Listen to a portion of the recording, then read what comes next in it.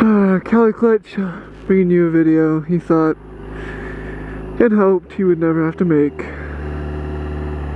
What I'm going to talk about today is my friend's crash. If you saw the previous video, it's either going to be the previous one or the one before it, because I made another video with him in it. I actually made a couple, I just didn't get around to editing them that he was in, and then he crashed like the next day.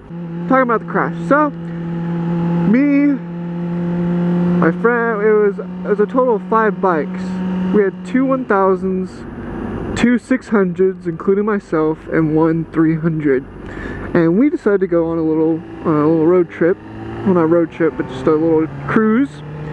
The road was called Round Mountain. I don't know if that's the official name, but that's what we called it. It's supposed to be a fairly easy one, but the only person who had ever been on the road was the 300. So, at the beginning of the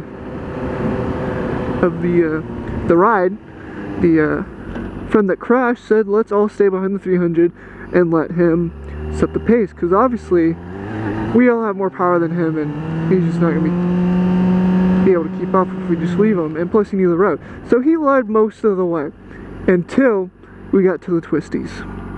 Then the thousands just took off, just started going around those twists. Then I took off because I was the next in line, and my friend on the other 600 was right behind me. And then he passed me, and he actually told me to get back because I'm a newer rider than he is, and so he has a lot more trust in himself. And so I backed off. I let him go ahead. And then the 300 was behind me. So order got completely whacked. And so we go through the twisties, I mean it's all fine, and then we hit a straight. And that's when everyone just took off. Like I don't even see the thousands at this point. I lost my friend on the 600, I'm basically by myself. He's a quarter mile in front of me. Turns out he's a quarter mile behind the 1000s, and then the 300s are far behind me. So I go down the straight, and as you'll see, I go down the straight and I go around the corner and I meet up with the 1000s. I was like, wait, the 600 was in front of me. And so we're all just kind of look around. I figured he had just gone on without us for some reasons. And the 300 finally catches up, and we're all sitting there and we're like, okay, and then the CHP pulls up. And at this point, I'm freaking out because I'm thinking, oh God, we're going to get pulled over right now. Because he saw us hauling ass down the straight. There's no way we're not getting pulled over.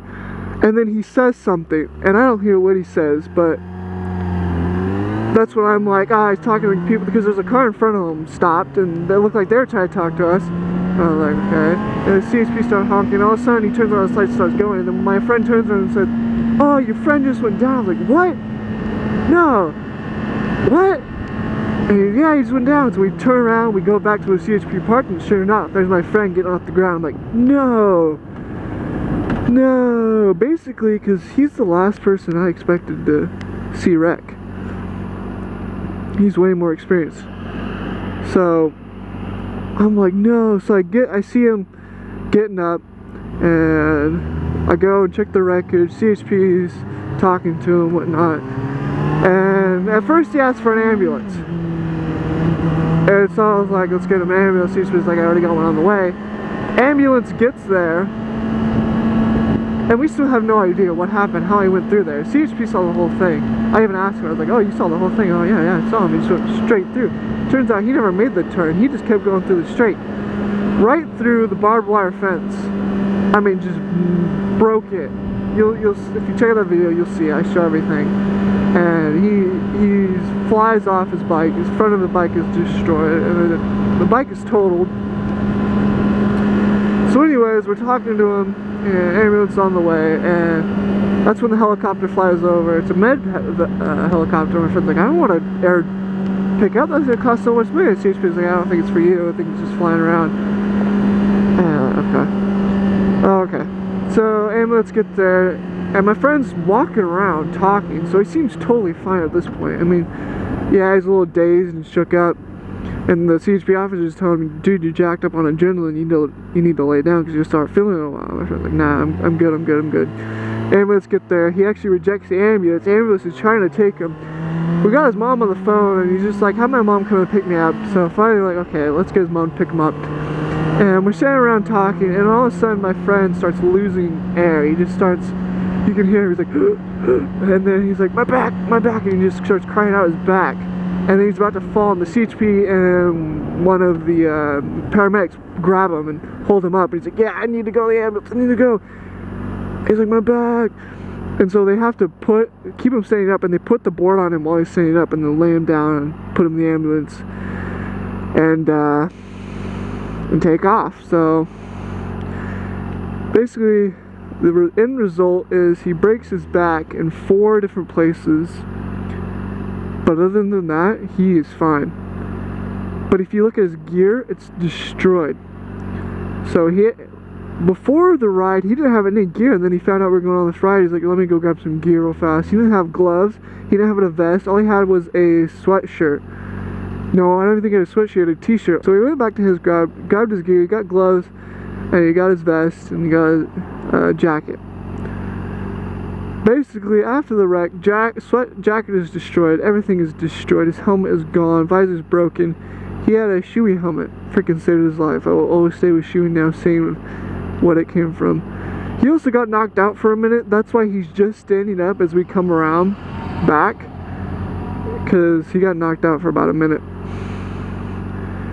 So just a little advice, if you don't know the road, let the guy lead the road, because that straightaway, it's right next to a big highway, and it looks like it merges on at the end, because there's a little crest that hides that little twist. So it looks like it meets up, and there's one little sign that tells you up, oh, turn up ahead. And so he didn't see, he was going way too fast. He was going about 130, and then well, that was when he started braking, and went off the road at about 80. Through a barbed wire fence, and not a single scratch. That's what amazes me the most. How do you live from something like that? It just doesn't happen. So my friend was in the hospital for a night. He got out, and well, let me go back. One of the main reasons he didn't want to take the ambulance was money, and he thought he was fine, but he had to take it because it's going to cost a hell of a lot. It's going to be like $1,500, because it was a pretty far out. It was about 15 to 30 minutes from the hospital. And so he gets out, and so now he is stuck laying in bed for 12 weeks with a brace. He said his medical bills right now without insurance are racking up to $48,000 and counting. He just texted me that right before I started to run. But I went and visited him, and he, he's in a shit ton of pain. I mean, that dude is on every painkiller you can probably think of. He's got Oxycontin or Oxycodone. He's got that he takes like every hour, and his whole body's just done. My friend that crashed basically said he's done riding. He probably will never ride again. But I personally, I think he'll get back on it. He's just that type of guy. He likes to push his limits, which is one reason why he wrecked. I mean, that skid mark was super long. He said that he was braking correctly until he saw the CHP, and that's what made him shit his pants and grab his brakes. But I really can't say for sure what it was, because I was so far behind him. I didn't even catch it on the camera, which really sucks. That would have been interesting to see what really happened. He basically said he flew through the air long enough to think and like coherently think, well, this is it. This is the end. I die here. Basically, yeah, that should have been the outcome, but you freaking lived. And the 300, his lifelong friend, has basically said he's probably done riding too.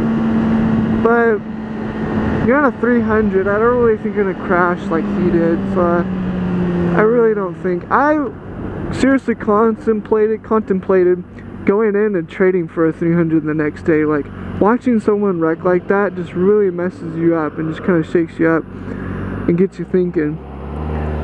But I figured if I'm just smart about it and don't try and push myself, my limits, know what they are, I should be fine.